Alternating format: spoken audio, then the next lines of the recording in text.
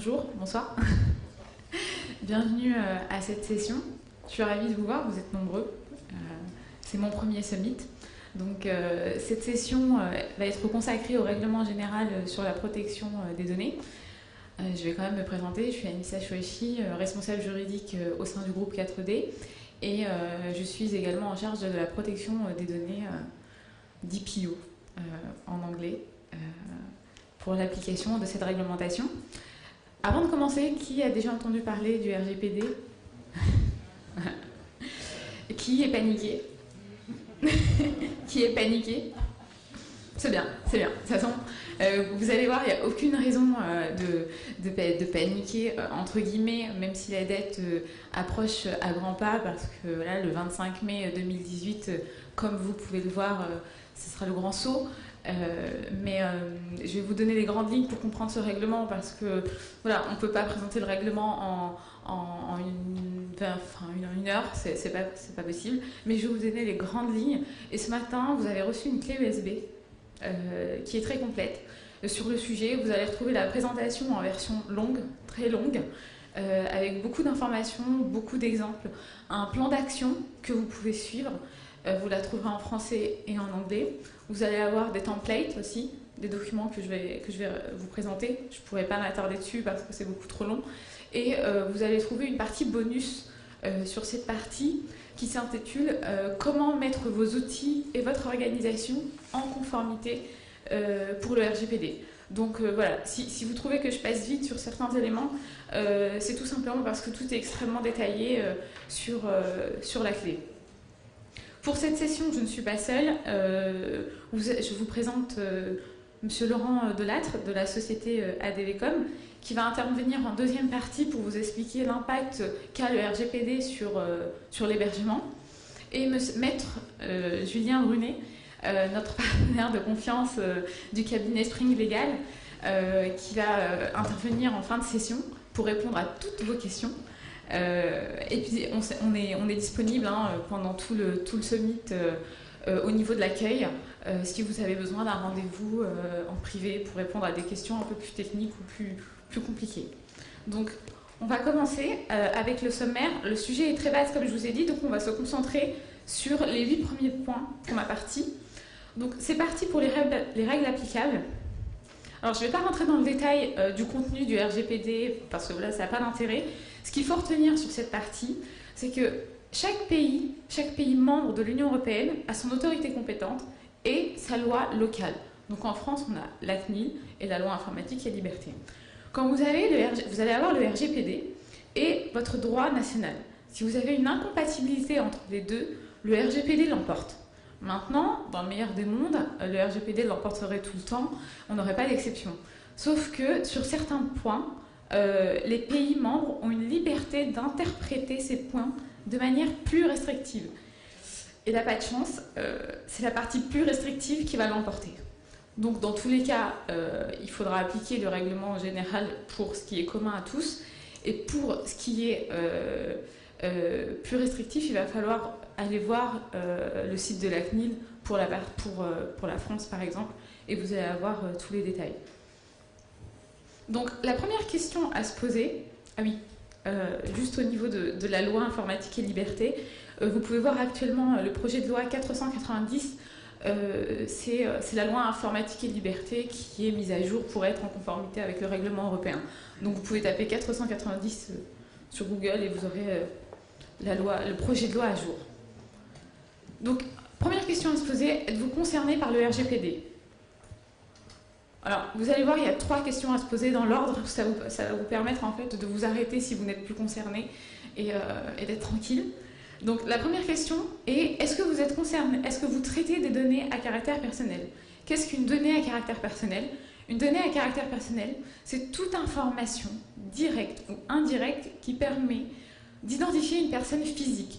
Je précise physique parce qu'on ne parle pas des personnes morales pour le RGPD. Donc, direct, votre nom, votre prénom, c'est simple. Indirect, votre numéro de badge, votre plaque d'immatriculation. C'est des données indirectes qui permettent, en connectant avec d'autres informations, d'arriver à une personne physique. Petit focus. La donnée personnelle passe au stade de données sensibles si la divulgation de ces données personnelles peut nuire à la personne concernée. On passe de données personnelles à données sensibles.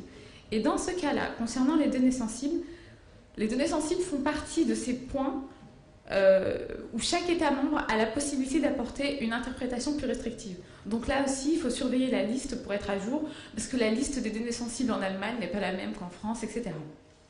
Pour ces données sensibles, le principe est l'interdiction. Il est interdit de les collecter en principe, mais il y a énormément d'exceptions. Je vous donne un exemple. Déjà, premièrement, si vous avez l'accord de la personne concernée, vous pouvez les collecter. Et quand l'activité le justifie, par exemple un établissement de santé, bien évidemment, va devoir collecter les données de ses patients pour leur proposer les soins adéquats. Ensuite, on a parlé de traitement. Est-ce que vous traitez des données à caractère personnel? Qu'est-ce qu'un traitement? Alors là, il faut être vigilant. Un traitement, c'est tout ce qui vous permet d'accéder à la donnée. La lecture de la donnée, le transfert de la donnée, la communication de la donnée, et même sa suppression tombe sous le coup de la définition du traitement. Donc, on a vu données personnelles, traitement. Si votre traitement, si quand vous faites votre collecte, vous réalisez que votre traitement peut avoir un impact à haut risque sur la personne concernée. C'est-à-dire que vous vous dites, voilà, je vous collectez, et puis au final, vous vous dites, là, si je divulgue, ce traitement risque d'être nuisible pour la personne, fortement nuisible, vous allez devoir effectuer une tâche supplémentaire qui s'appelle l'analyse d'impact. Concernant l'analyse d'impact, vous avez des outils sur le site de la CNIL qui sont mis à disposition et qui sont très bien faits. Qu'est-ce qu'une analyse d'impact? Je vous la résume en une phrase, c'est une mise en balance des intérêts. Vos intérêts et l'intérêt de la personne concernée. Donc, ce qui va se passer, vous allez faire une évaluation en fait, du risque. Qu'est-ce que vous collectez? Pourquoi vous le collectez? Est-ce que cette collecte va présenter un risque extrêmement élevé? Et surtout, vous allez devoir déterminer quelles mesures vous allez prendre pour faire face à ce risque.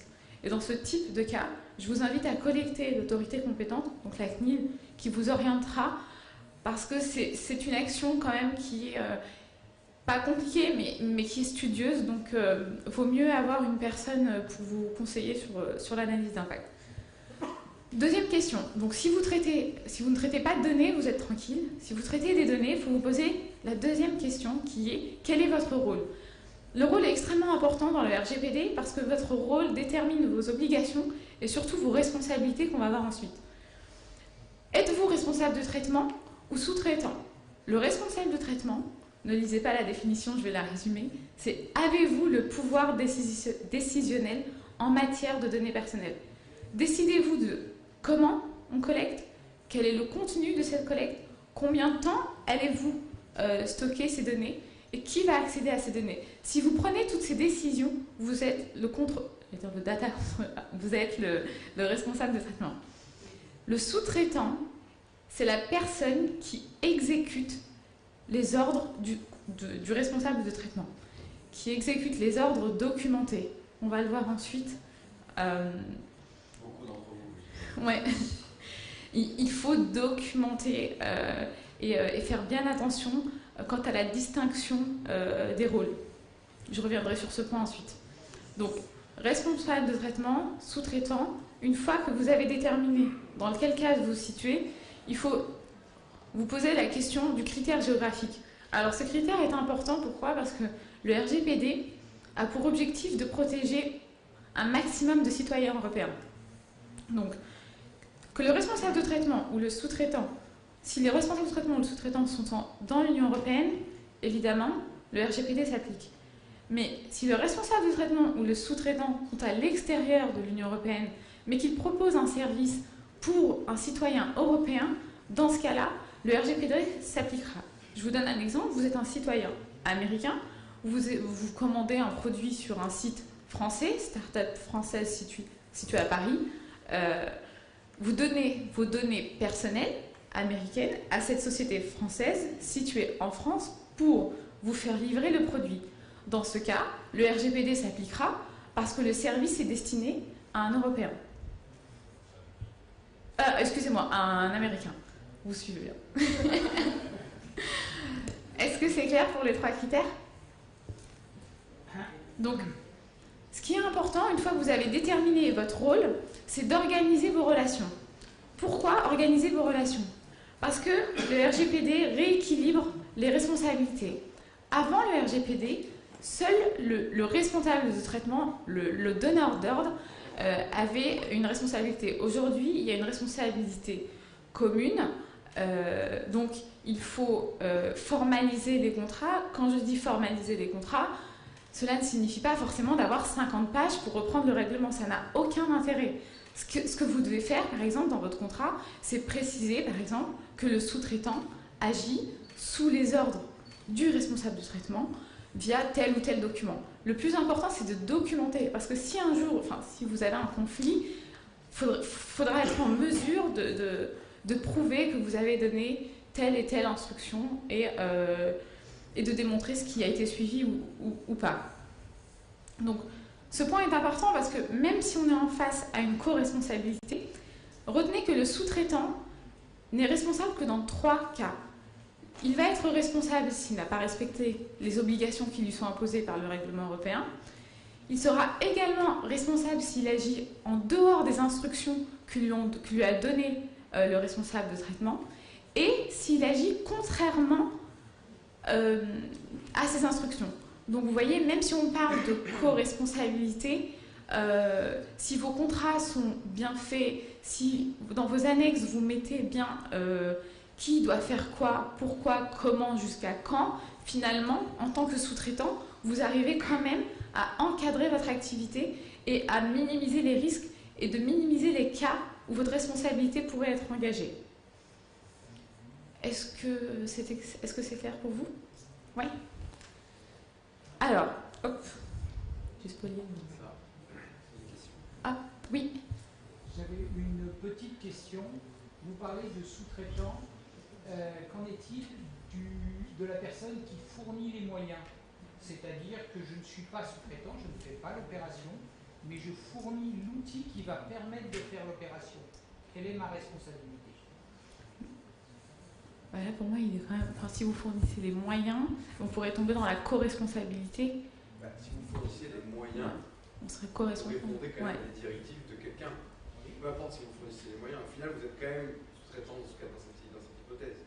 Parce que vous fournissez les moyens, d'accord? Mais les moyens pour quoi?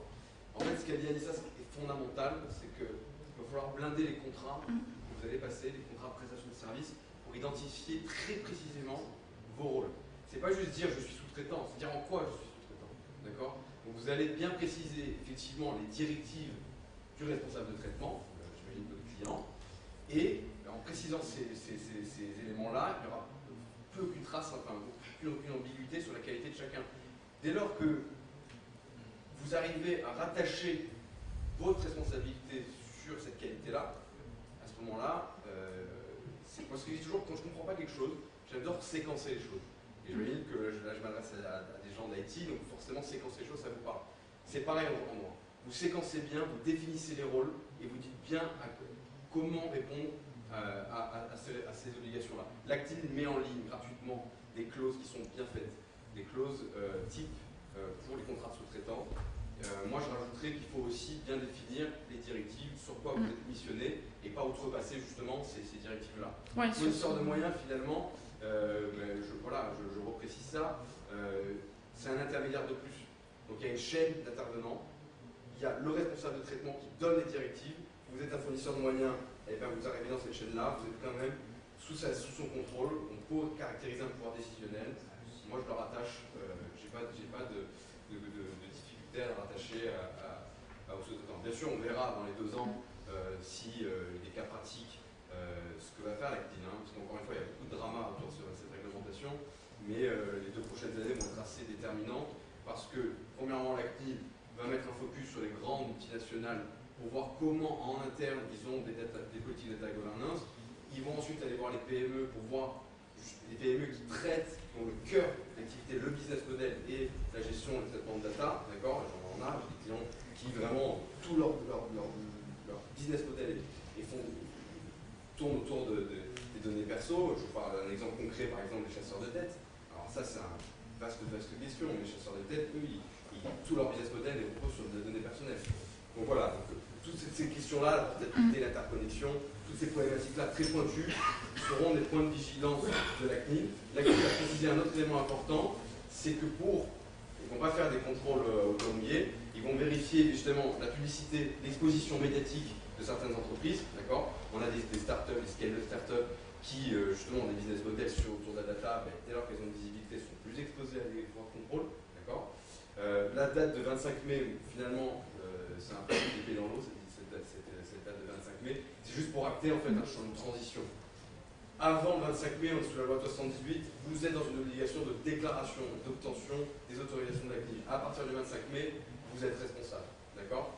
Donc vous êtes responsable, finalement, moi pour dédramatiser, je dis que c'est pas une si mauvaise chose, parce que vous allez être responsable, vous allez tenir votre registre, vous allez faire une amorce, d'accord, une amorce de conformité, et à ce moment-là, en cas de sanction, la CNIL, elle dit très clairement, elle ne s'en cache même pas, elle dit à nous, dès lors qu'on voit qu'il y a des efforts qui ont été faits, des baisses d'efforts, on ne va pas sanctionner automatiquement, on va faire des warnings, ça c'est pas suffisant, etc.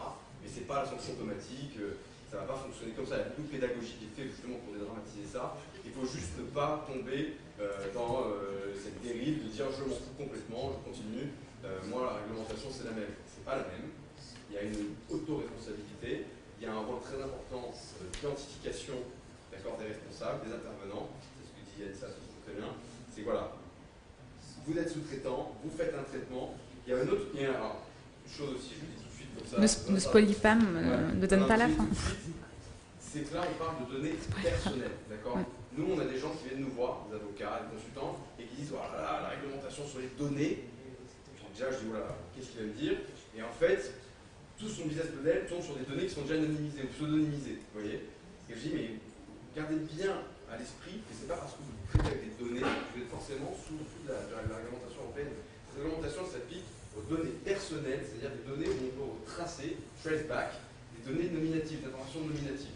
Si on peut remonter à quelqu'un, à ce moment-là, effectivement, une personne physique, chaque personne morale, on peut justement tomber sous justement, on est sous la couche de cette réglementation. Voilà, donc je ferme cette parenthèse-là. Ouais, non, par contre, je rebondis sur un point important. Au tout début de ton explication, ne pas outrepasser.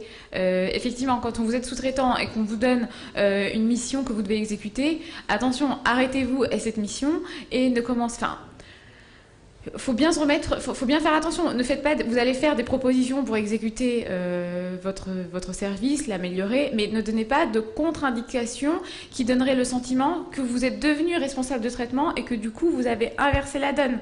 Faut bien faire attention. N'inversez pas les rôles en voulant bien faire, parce que vous ne pouvez pas changer dans le contrat ce que le RGPD dit, c'est-à-dire que celui qui prend la décision en répondant aux questions que j'ai énoncées est le responsable de traitement, l'exécutant sur document, sur ordre, et le sous-traitant. Vous ne pouvez pas dire dans votre contrat X est responsable de traitement, Y sous-traitant, mais dans les faits, inverser la situation parce que la règle est d'ordre public. Le contrat ne peut pas changer vos rôles. On va regarder le faisceau d'indices que vous faites en réalité. Donc en synthèse, vos contrats sont les meilleurs remparts contre l'exposition à la. Quand vous êtes sous-traitant, les contrats, c'est clé. Ouais, de toute façon, on va voir ça juste après. Du coup, on va voir les contrats.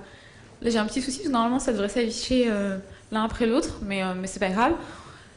Petit focus, grand focus sur les principes clés du RGPD. On en a 6, je vous les explique en détail avec énormément d'explications sur votre clé USB. Là, je vous donne des exemples concrets. Pourquoi je vous les explique? Parce que si vous ne comprenez pas ces principes, si vous ne les appliquez pas, vos traitements seront illégaux. Donc voilà, et ces principes s'appliquent à tout type de société, quel que soit votre secteur d'activité. Donc premier principe, celui de la loyauté, de la licité, de la transparence. En gros, vous devez dire pourquoi vous collectez. Vous donnez un formulaire pour faire une opération de prospection. En bas du formulaire, vous devez mettre que cette collecte est destinée à telle mission. Le principe de limitation des finalités. Mais si j'appuie, ça... Ah oui, d'accord. Principe de limitation des finalités. Alors, ce principe, quand vous collectez des données pour un objectif, pour un premier objectif, vous avez obtenu l'accord pour cette première mission, vous ne devez pas détourner ces finalités pour des nouvelles finalités incompatibles avec les premières. Je vous donne un exemple. Je suis une compagnie d'assurance, je collecte des données depuis 10 ans pour exécuter les contrats d'assurance de mes clients. J'ai obtenu leur accord.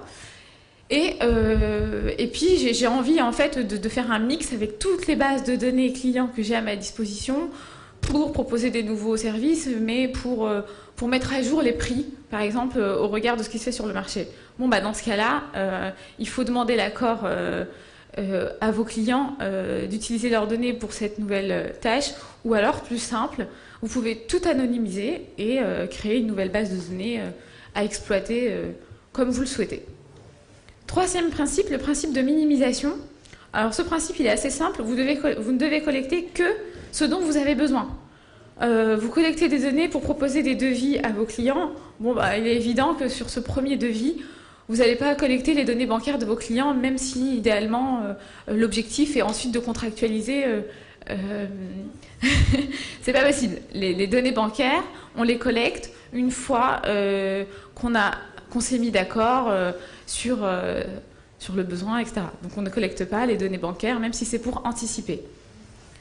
Le principe d'exactitude, ce principe signifie que vous devez mettre à jour vos bases de données. Vous devez surveiller si les données que vous stockez sont devenues obsolètes ou si elles ont toujours une raison d'être. Vous ne pouvez pas dire en cas de contrôle, j'ai une base de données, mais j'en connais pas le contenu.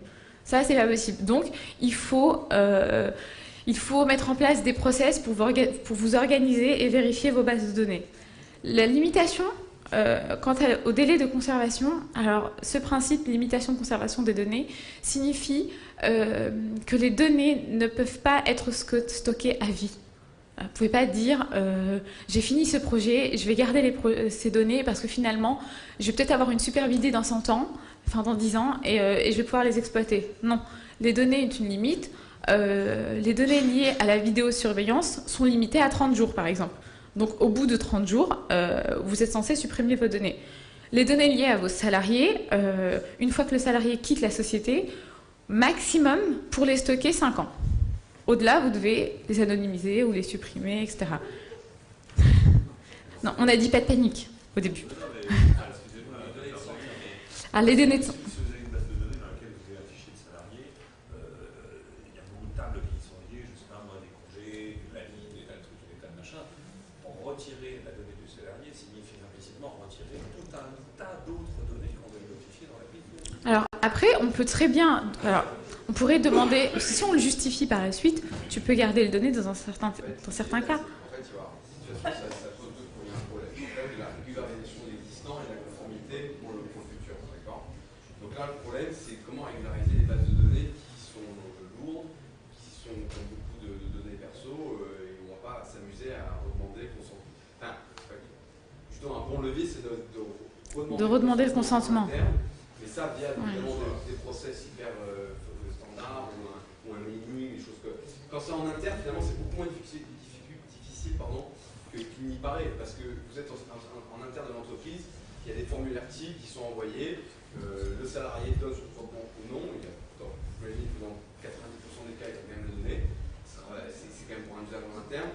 Quand vous êtes avec des clients, vous travaillez avec des clients, vous avez encore besoin d'obtenir un consentement, par exemple, vous avez collecté leur CV parce que votre activité, c'est justement de faire un démarchage, de trouver des chasseurs de tête, voilà, de cette problématique-là. Là aussi, pour cleaner votre base de données, vous allez techniquement devoir leur demander le consentement. D'accord ? Donc là, il y a une vraie analyse commerciale, une analyse stratégique à mener, savoir est-ce que j'ai besoin d'obtenir ce consentement-là, est-ce qu'il vaut mieux pas tout simplement le supprimer parce que ça fait 30 ans que j'ai son CV, il est devenu cadre de TF1, finalement lui il est plus si intéressant que ça, ou est-ce que justement je suis dans la limite où il y a les 10 ans et je ne vais pas m'amuser à leur demander consentement parce que je m'expose à un risque de justement remettre mon business model en question. Là, la question, moi je ne devrais pas vous donner comme conseil, mais effectivement c'est une des problématiques que beaucoup d'entreprises vont devoir faire face à cette réglementation, c'est de ne pas mettre en péril le business model, d'être le plus conforme possible, et dans l'hypothèse d'une étude d'impact négative qui aura été menée, ou dans l'hypothèse d'une situation où on ne sait pas comment faire, justement, on est dans une impasse vis-à-vis de ces données-là, il faut soit prendre attache avec la CNIL, ou en cas de contrôle avec la CNIL, c'est eux qui vont donner les préconisations, c'est eux qui vont donner les cas, en tout cas, pour gérer ça. C'est ce qu'a dit le G29, qui est l'organisation de toutes les autorités compétentes des États membres sur ces questions-là. Donc il y a vraiment un travail, il y a un toilettage de l'inutile, il y a un toilettage vraiment de l'inutile, et il y a une balance des intérêts à faire en stratégie économique par rapport à votre business model. Voilà. Vous prenez l'exemple de 5 ans pour un salarié, excusez-moi, mais un salarié peut attaquer une entreprise de prud'homme 10, 15, 20 ans après avoir quitté l'entreprise. Oui, donc, dans la mesure où on doit conserver absolument la trace de tout ce qu'il a pu faire dans l'entreprise, comment on fait pour se débarrasser de la fiche du salarié sans enlever les contrats, les missions, etc. C'est complètement illusoire.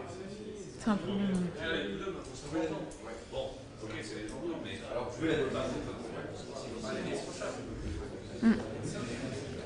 on en rediscute, on est là pendant tout le summit. De toute façon, pour tous les cas particuliers, on aura le temps. Anonymiser, en fait, vous cassez la chaîne qui vous permet d'identifier la personne.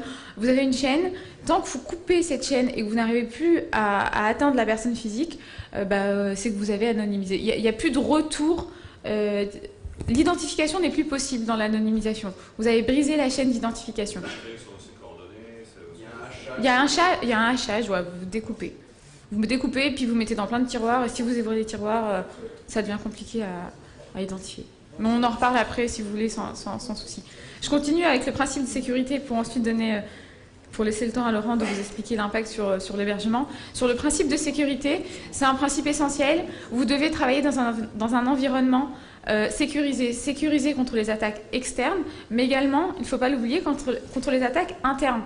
Quand je dis interne, c'est par exemple des salariés qui n'ont jamais été sensibilisés, qui n'ont pas connaissance des procédures quant aux habilitations et qui du coup vont violer sans le savoir la nouvelle réglementation. Donc en matière de sécurité, vous allez trouver sur la clé, je vous ai mis en fait au niveau sécurité énormément d'applications concrètes. Sécurité de vos outils, sécurité de votre organisation, sécurité de votre poste de travail, des applications que vous allez développer. Voilà, ça vous allez le trouver. Donc je ne vais pas m'attarder sur les mesures à déployer. En matière de sécurité, ce que vous devez retenir, si vous avez une faille de sécurité et que vous êtes responsable de traitement, vous devez le notifier à la CNIL dans les 72 heures. Et vous devez également le notifier à la personne qui a fait l'objet de cette violation aussi vite que possible, dès que vous en avez l'information. Si vous êtes sous-traitant, vous devez informer votre responsable de traitement dès que vous avez connaissance de la faille. Alors, ce que change le RGPD, je vais vous résumer les 3 principes que vous allez retrouver un peu partout. J'ai laissé les termes en anglais parce que c'est comme ça que vous allez les retrouver. Je vais vous donner rapidement la traduction. Le principe accountability, c'est le principe de responsabilité qui est à la charge du responsable de traitement, c'est-à-dire il doit mettre en place les mesures efficaces pour respecter la réglementation en matière de protection des données. Donc prendre les mesures organisationnelles et techniques pour respecter ce règlement. Afin de respecter ce principe, on a deux autres sous-principes, mais qui sont tout aussi importants.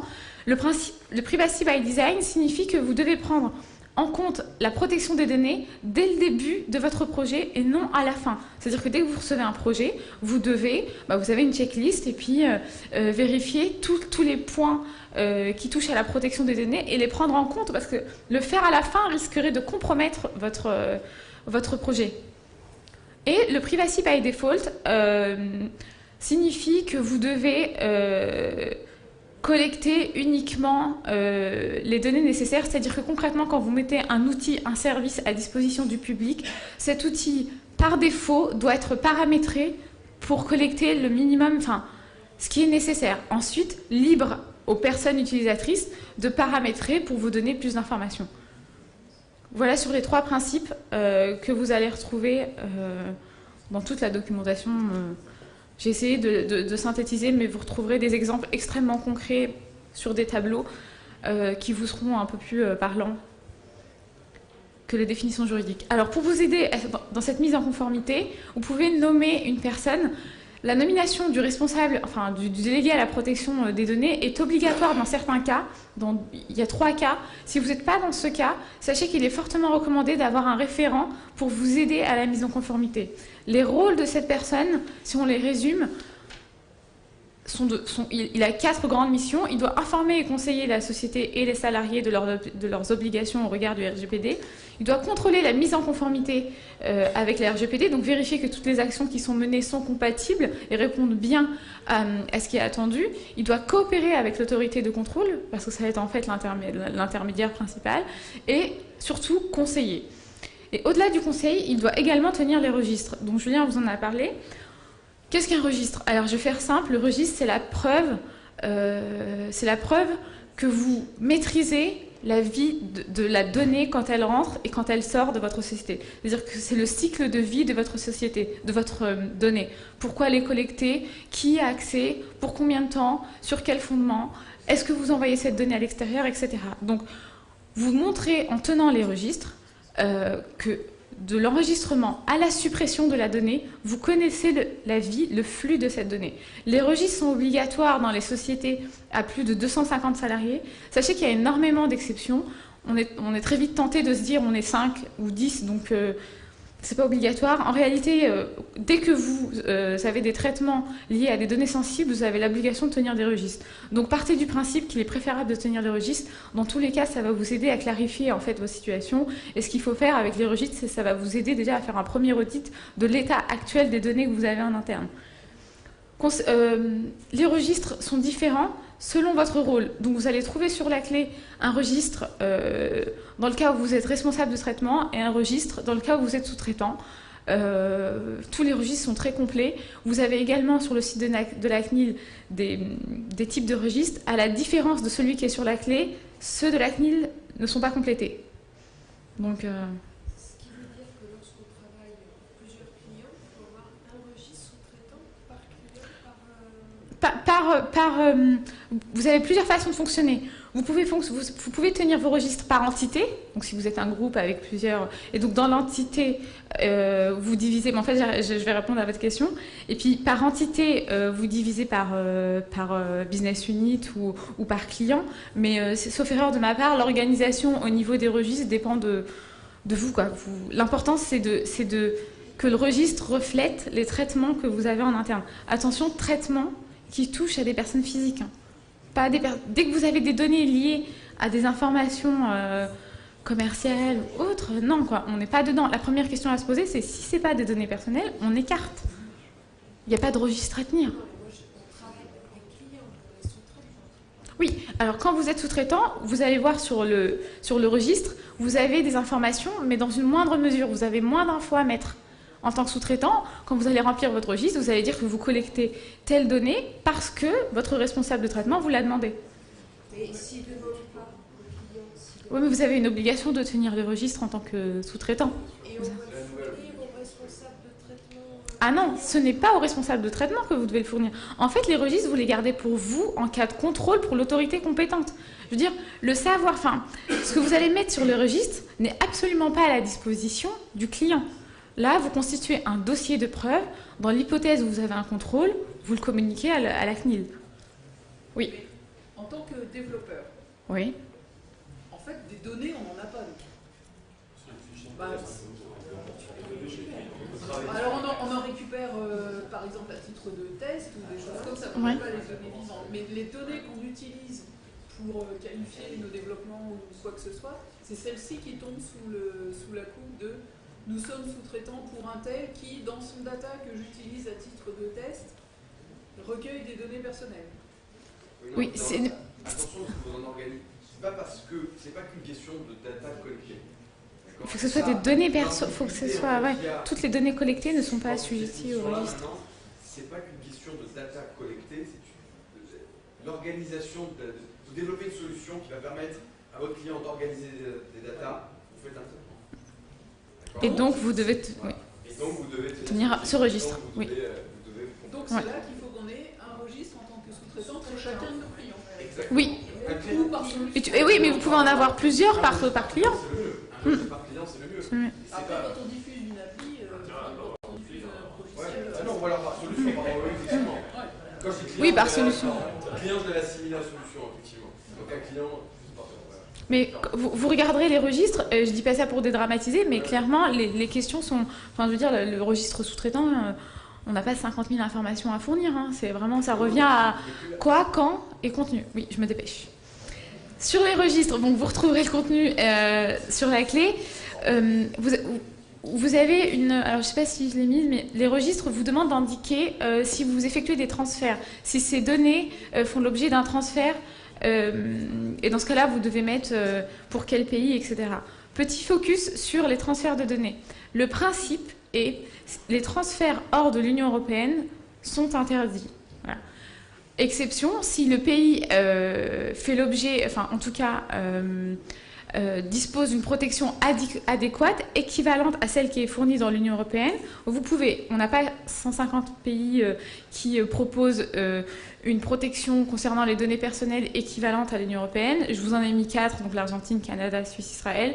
Vous avez la liste complète dans l'outil. Donc quand vous êtes dans ce cas-là, c'est parfait, il n'y a pas d'action supplémentaire à mener. Si vous sortez de ce cas-là, vous envoyez donc des données à un pays tiers qui ne propose pas une protection, enfin qui n'est pas sur cette liste.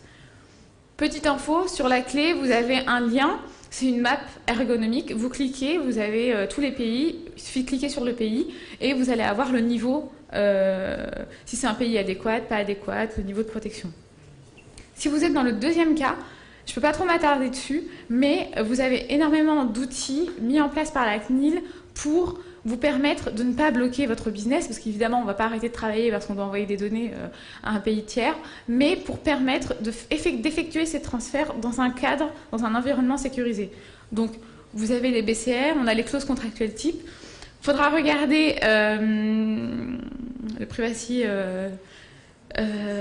sur les transferts pour les États-Unis, parce que voilà, il y a eu une petite jurisprudence, enfin, l'administration de Trump est venue compliquer un peu les choses. Ouais, plus qu'un peu, mais voilà, je voulais être sympa. Donc, pour les transferts aux États-Unis, pour l'instant, faut garder un œil bien ouvert sur ce que va rendre le G29 en matière de conformité. Pour faire simple, aux États-Unis, parce qu'il y avait le Privacy Chain, ouais. Trump a dit j'en veux pas entendre parler parce que moi je veux pouvoir contrôler les données intelligentes du monde entier. Et je la fais très courte, mais c'est ça en fait ce qui s'est passé. Et donc du coup, l'Europe a dit, la Commission et le G29 ont dit mais déjà le Privacy Shield qui était sur un modèle un peu similaire au règlement européen parce que c'était de la self-certification des boîtes américaines. Il n'y avait pas grand nombre de boîtes américaines qui s'y conformaient. Mais alors sans ça, désormais, c'est la manne ouverte. Et donc du coup, il y a un vrai conflit de philosophie là. Vraiment, c'est là sur les deux, entre l'Europe et les États-Unis, c'est en train de justement faire l'objet de grosses discussions. Ok. Non mais à surveiller.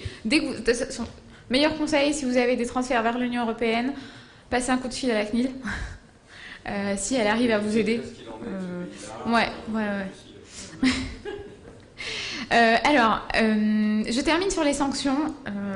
On est ensemble, bien évidemment, le RGPD c'est super sympa, etc. Mais si tout le monde regarde de si près, c'est parce qu'on risque d'avoir des amendes assez importantes. Donc le maximum c'est 4% du chiffre annuel mondial. Alors, on dédramatise, j'ai mis la sanction la plus élevée pour être sympa ensuite. Parce que bien évidemment, quand la CNIL va effectuer des contrôles, vous n'allez pas recevoir une amende tout de suite. Vous pouvez très bien avoir une mise en conformité. Enfin, vous allez avoir un délai pour vous mettre en conformité. Enfin voilà, la CNIL est bien consciente qu'aujourd'hui, on doit avoir 6% de sociétés qui vont être conformes au mois de mai. Donc, certes, la sanction maximale est de 4% du chiffre d'affaires mondial, mais sachez que la CNIL va prendre en compte différents éléments. Elle va regarder quel type de données a été violé. Elle va regarder également toutes les actions que vous avez pu mener en interne pour vous mettre en conformité. Donc là, vous êtes, je n'ai pas d'attestation de formation, mais votre présence ici fait partie de votre bonne foi parce que vous voulez vous mettre en conformité, donc ça compte. Si vous voulez, je vous signe. Alors, c'est pas sur ma carte de visite, parce que sinon ça va faire données personnelles, vu que les cas. Voilà. Mais pas de souci, je vous fais ça avec plaisir. Donc, on dédramatise. Certes, il y a des sanctions. Là, il va y avoir un gros zoom sur votre activité, sur tout ce que vous avez mis en place. Donc, le meilleur conseil que je puisse vous donner, c'est commencer. Commencez avec les moyens que vous avez avant d'aller voir plus loin. Faites un audit de ce que vous avez. Organisez-vous. Honnêtement, je vous dis ça parce que clairement, vous pouvez très bien vous organiser avec ce que vous avez, prévenir vos équipes, sensibiliser vos équipes, déployer les mesures nécessaires et puis préparer vos preuves. Honnêtement, c'est la meilleure arme. Hein. Vous ouvrez un dossier, vous l'appelez mise en conformité RGPD, toutes les réunions faites sur le sujet, toutes les sensibilisations, tout ce que vous faites, vous le gardez et vous le stockez en Europe. Pour être bien sécurisé. Vous faites 3 choses, liste des traitements, oui. vos contrats et le registre. Oui. Vous amorcez ça comme ça. Ouais. Mais commencez. Ce sera déjà une première... Non, pas sur Google, là. Non, pas sur Google Drive. Merci beaucoup pour votre attention. Je passe la parole à Laurent sur la partie hébergement. Je suis désolée pour ce débordement. Et on est disponible à côté de l'accueil. Merci.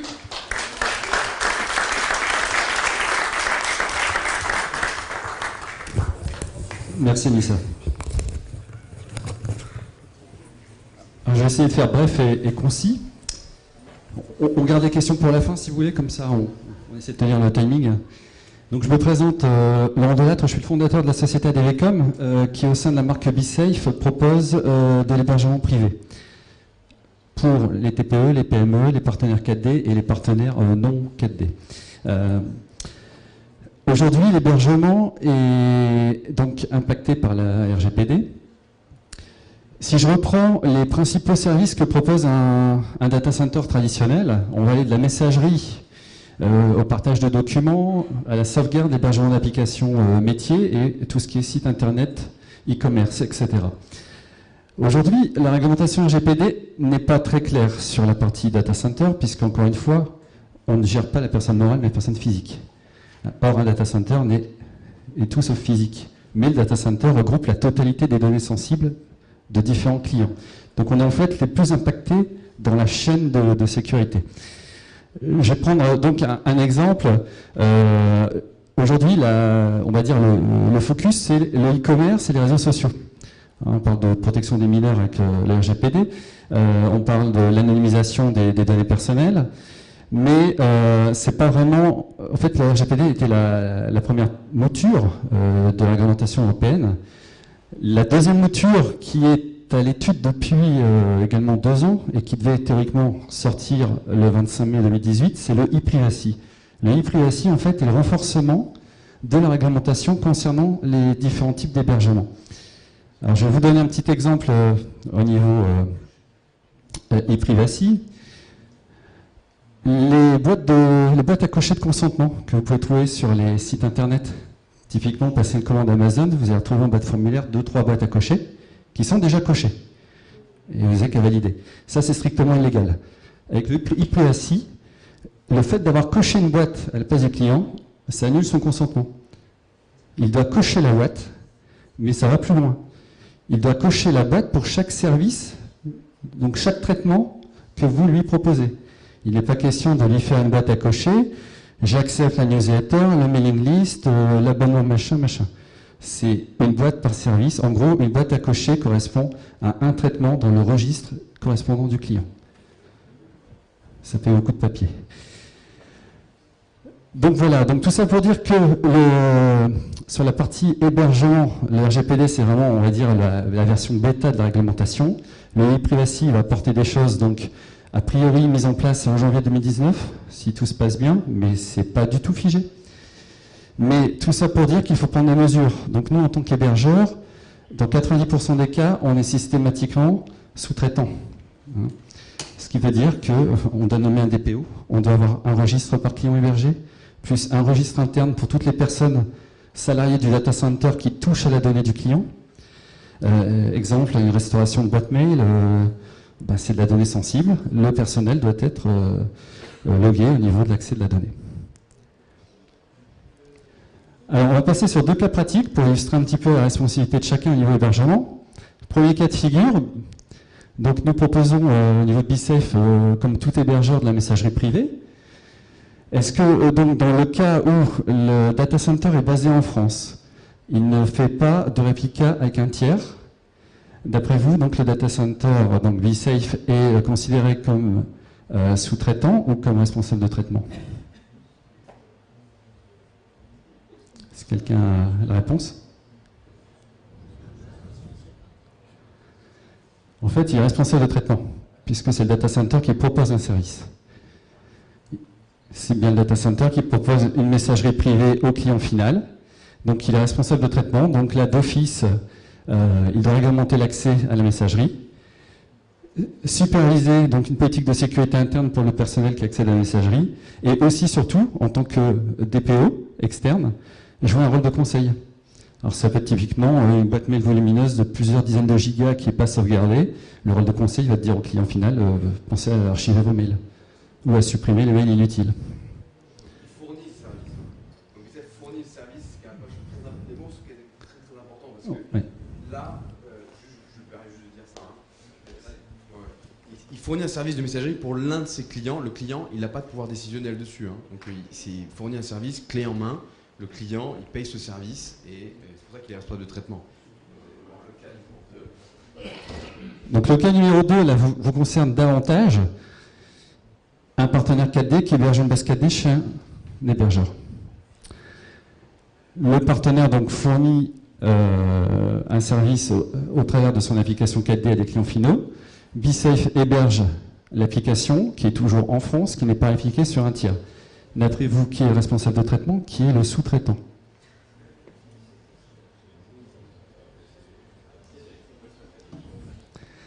Alors c'est le partenaire 4D qui est responsable de traitement, puisque c'est lui qui fournit un service hébergé par un tiers.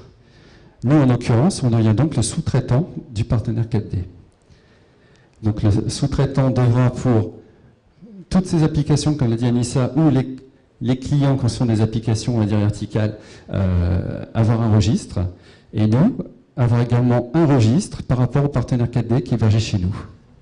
Merci Mohamed. Ça va, c'est assez clair au sein des exemples? Alors on va passer maintenant sur, on va dire, les 10 points qui peuvent vous dire que votre base de données est peut-être à mettre à jour par rapport à la RGPD. Premier point, le stockage. Alors, premier indicateur, des bases de données volumineuses, généralement, contiennent des données inutiles. Donc, il y a toujours un regard à se dire, est-ce qu'il n'y a pas des données personnelles qui ne servent plus, qui sont là depuis des années, ou encore une fois, on le verra après, on conseille ce qu'on appelle de la donnée morte, typiquement des données qui ne sont pas accessibles dans la base depuis un an, et puis on fait un algorithme de chiffrement ou d'anonymisation pour dire cette donnée, en cas de vol de ma base, elles sont inexploitables. Mais c'est réversible. C'est pas pour ça que je perds mes données. Elles sont tout simplement déconnectées de la donnée personnelle. Autre point au niveau stockage, les données sensibles. Donc les données sensibles, carte bancaire, numéro de permis de conduire, carte vitale, religion, etc., casier judiciaire. Là, systématiquement, vous n'y coupez pas. La réglementation est très stricte et vous devez surtout justifier pour ces données sensibles pourquoi et à quelle fin vous les avez dans votre base. Numéro de sécu direct. Troisième point, donc la donnée identifiante. Donc tout ce qui est nom, prénom, téléphone, adresse, email, c'est de la donnée identifiante. À partir de ce moment-là, vous devez donc gérer la réglementation au niveau de votre application. Donc voilà deux exemples, je vous laisse lire.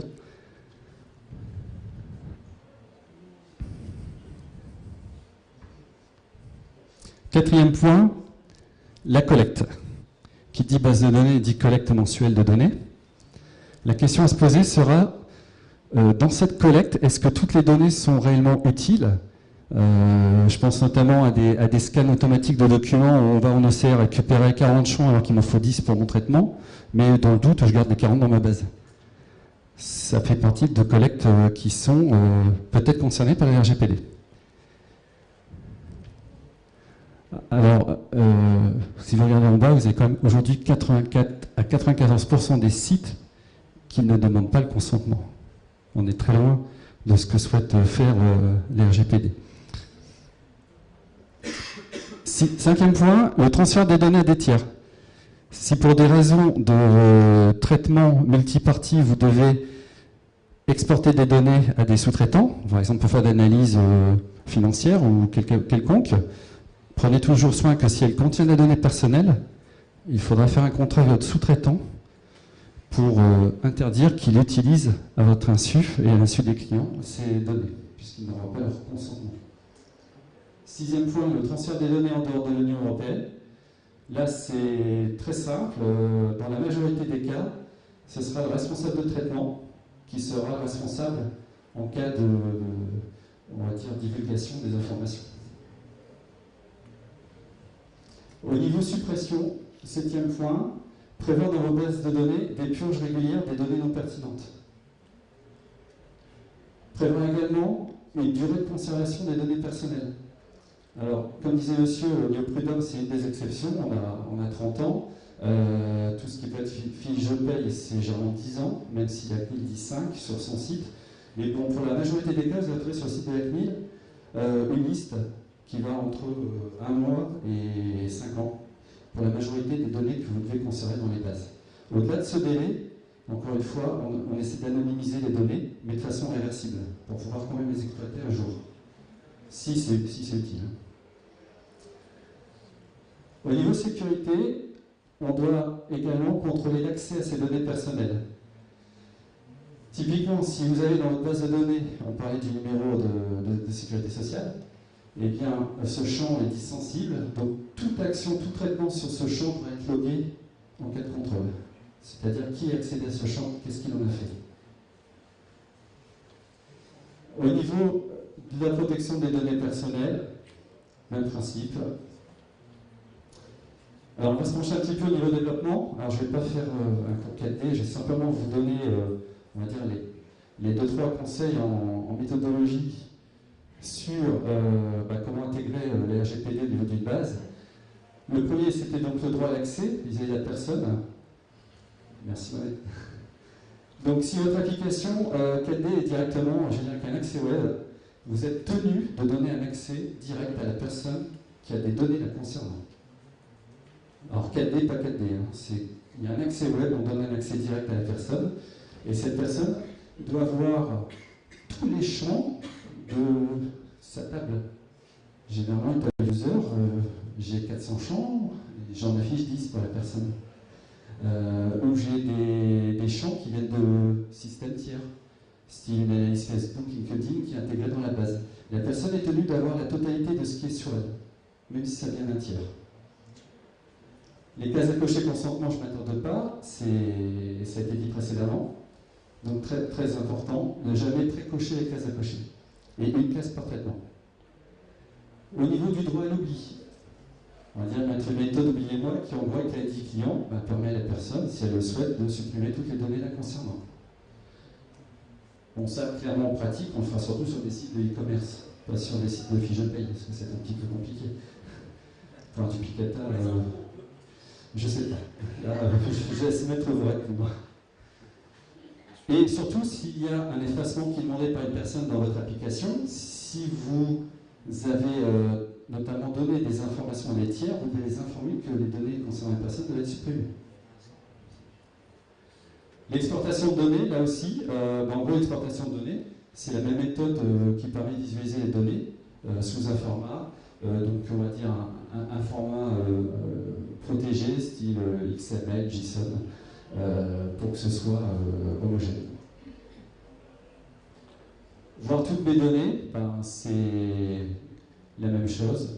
Il faut toujours qu'en fait, que la personne, sous son profil, voit tout ce qui la concerne. C'est ça, en gros, la règle. Et la rétention des données, donc là clairement, c'est définir, alors soit par, on peut très bien mettre, je sais pas, des triggers sur les tables, des procédures stockées, enfin, n'importe quoi qui fait que sur les données dites identifiantes, à partir d'une période, 1 an, 2 ans, 3 ans, on va soit chiffrer la donnée, soit la pseudonymiser. Donc du genre, j'ai Jean Dupont, ben, je vais faire un pseudo Jean Du avec un numéro, un timestamp, et puis toutes les tables vont être raccordées à ce pseudo. Et le Jean Dupont, ben, ça je l'affiche qu'à l'écran pour des traitements, mais on ne peut pas l'avoir en export directement. Donc, voilà.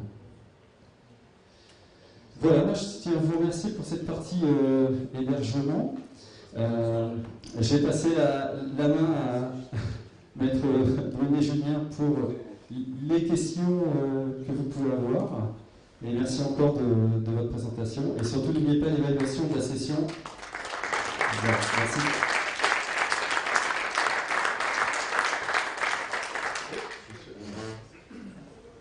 Dans le cadre, par exemple, de l'utilisation des services de monsieur, si la donnée que je stocke, que j'héberge chez monsieur est déjà empruntée comme solution exploitable par n'importe quel tiers qui accède lui-même de manière malveillante, dans quelle mesure est-ce que je dois lui faire signer un contrat et l'obliger à avoir un registre pour l'accès du dossier? C'est-à-dire que les données que le monsieur a stockées sont déjà encryptées. Voilà, exactement.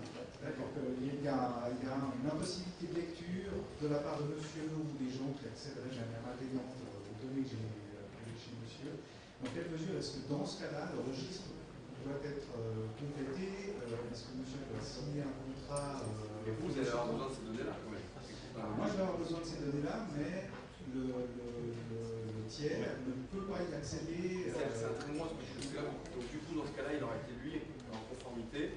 Et le fait, par cascade, il vous met en conformité. Donc ça, c'est un point important. C'est-à-dire que c'est tout l'intérêt aussi de travailler avec des partenaires de confiance qui vont justement faire ces efforts de conformité via les données cryptées, via la pseudonymisation, l'anonymisation.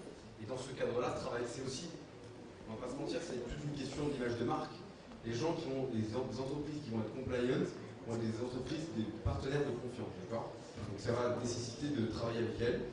Et effectivement, c'est un des points très importants, c'est que ça permet justement en cascade de vous mettre en conformité automatiquement.